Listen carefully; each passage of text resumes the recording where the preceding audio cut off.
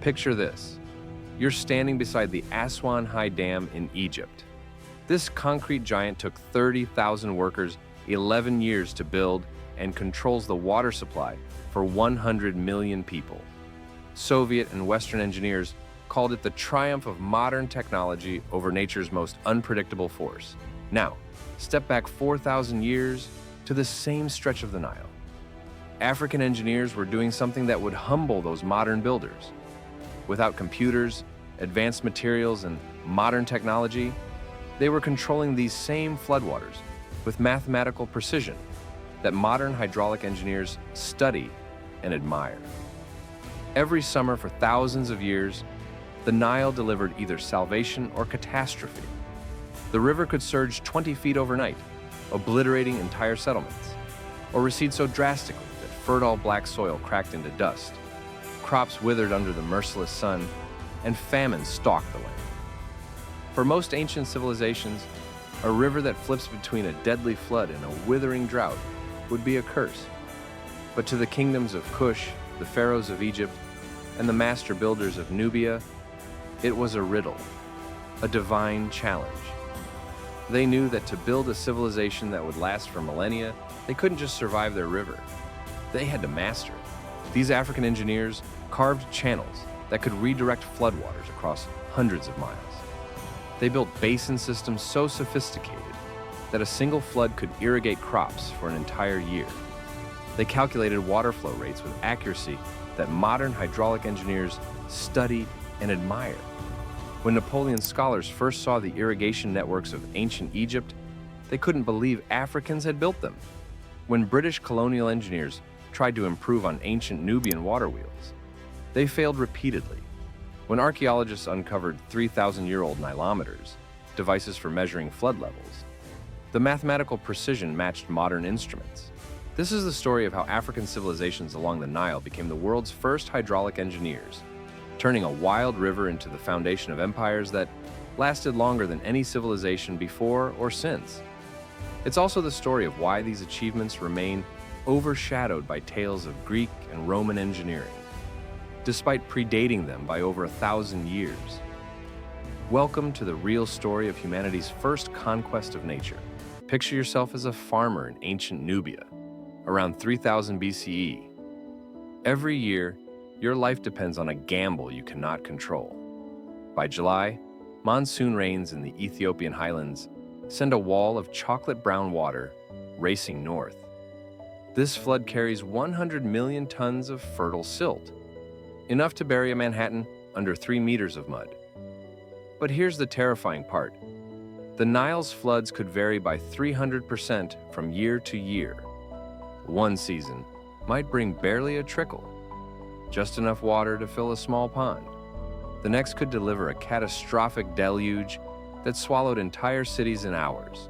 The Palermo stone carved in hieroglyphs 4,400 years ago tells this story in brutal detail. Year after year, it records flood heights, harvest yields, and the stark reality. When the river failed, people died by the thousands. For thousands of years, this pattern killed civilizations across Northeast Africa. The question wasn't just how to survive the Nile's fury. It was how to build something permanent around a river that seemed determined to destroy everything humans created. But around 3,500 BCE, in the kingdom of Kush, in what we now call Sudan, something revolutionary happened. Instead of just surviving the Nile's fury, they decided to understand it. At Kerma, archaeologists have found massive earthen towers called defufas. For decades, scholars assumed these were just tombs or temples. They were wrong. They were water observation posts. From their tops, Kushite engineers could observe flood patterns across hundreds of kilometers.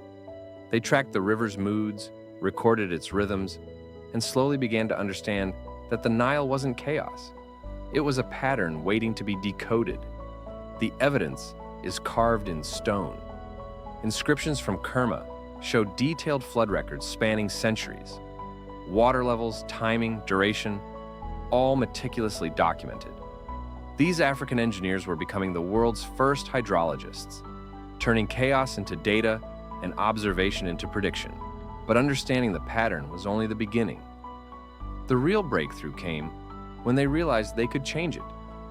Around 3000 BCE, in the archaeological layers of ancient Nubia, a simple wooden device appears that would change human history. The shaduf, a counterweight water-lifting device. It looks almost primitive. A wooden beam balanced on a post, with a weight on one end and a bucket on the other. But this simple machine could lift 2,500 liters of water per hour, operated by a single person. More importantly, it could lift water when the river was low, store it when the river was high, and move it exactly where farmers needed it. For the first time in human history, people didn't have to live by the river's schedule. The river would live by theirs. Archaeological surveys across Sudan and Egypt have found thousands of these devices. But here's what makes them remarkable. They were built to standardized specifications. The beam lengths, counterweight ratios, and lifting mechanisms were nearly identical across hundreds of kilometers. This wasn't random innovation. This was coordinated engineering. By 2500 BCE, what started as simple water lifting devices had evolved into something unprecedented, a coordinated water management system stretching 3,000 kilometers from the cataracts of Nubia to the Mediterranean delta. The Elephantine Island nilometer still stands today as proof of their sophistication. Carved into solid granite, this wasn't just a water gauge, it was a fortune-telling machine. The stone chambers recorded 28 different measurements, tracking not just water levels, but flow rates, silt content, seasonal timing, and temperature changes. But here's what made it revolutionary. Priests at Elephantine could predict flood levels 3 months in advance. They discovered that water levels measured at the first cataract in July would determine harvests in October, 1,000 kilometers downstream. The inscriptions record their calculations, mathematical relationships between upstream conditions and downstream results that modern hydrologists confirm are accurate. Papyrus documents from the Middle Kingdom reveal that when floods were measured at Elephantine, messages traveled north in relay stages. Carrier pigeons, signal fires, and fast boats carried flood predictions to irrigation managers across the entire valley. When floods were too high in the south, northern officials would prepare emergency channels. When southern reservoirs were full, northern farmers would receive guaranteed water allocations. Thousands of people across dozens of cities working in perfect synchronization to manage a river system covering 3 million square kilometers. This wasn't just engineering, it was the world's first big data project. But even the most sophisticated system faces its ultimate test. And for the Nile masters, that test came in the form of a 7-year drought that ended empires and civilizations. Around 1700 BCE, disaster struck. For 7 consecutive years, the Ethiopian monsoon failed. The Nile failed to flood properly. The ancient text, known as the Admonitions of Ipuwer, describes the disaster. The river of Egypt is empty. Children cry for water that does not come. Men cross over the water on foot. Across the ancient world, civilizations collapsed. The Akkadian Empire fell. The Indus Valley cities were abandoned. Entire populations fled south, escaping regions where rivers had become sand. But in the Nile Valley, something different happened. While neighboring regions starved, Egyptian and Nubian societies not only survived, they expanded. The secret was Lake Moeris, a massive artificial lake in the Fayum Depression. Pharaoh Amenemhet III had transformed a natural depression into a 1,800 square kilometer water storage system. When the Nile floods were high, excess water flowed into the lake. When floods failed, stored water flowed back into the river, sustaining millions of people. The engineering required was staggering. The inlet channels had to be precisely angled to allow water in, but prevent silt buildup. Overflow systems had to handle massive volume variations. Release mechanisms had to coordinate seasonal distribution across the entire valley.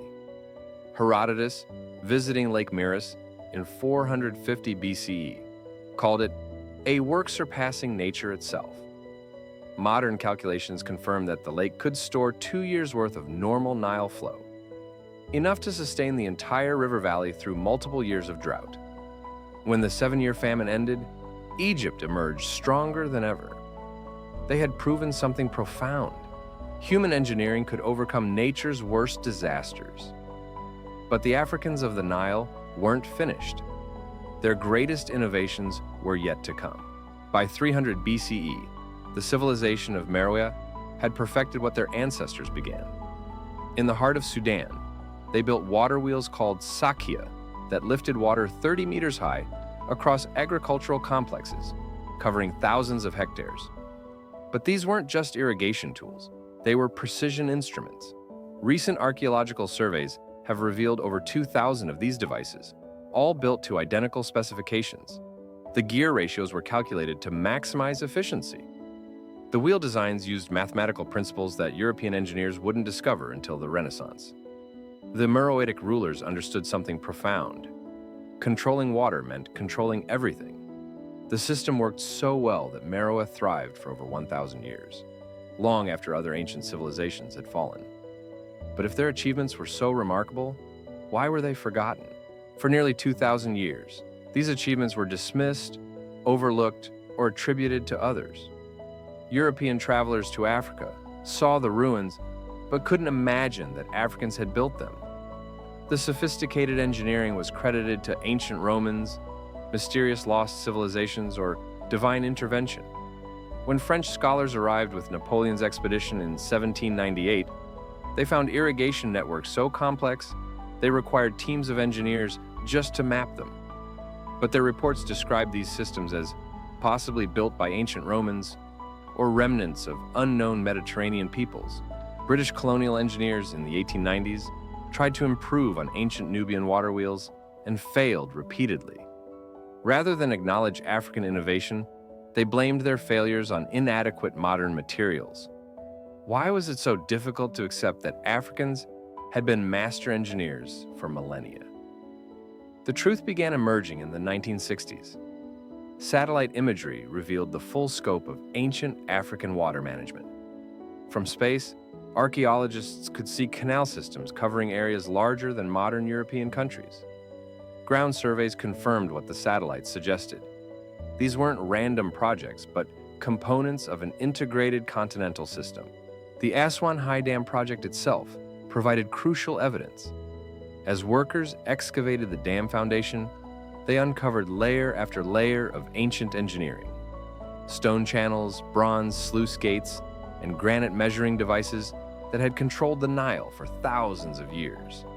Today, as climate change makes water management more critical than ever, engineers are returning to these ancient African innovations.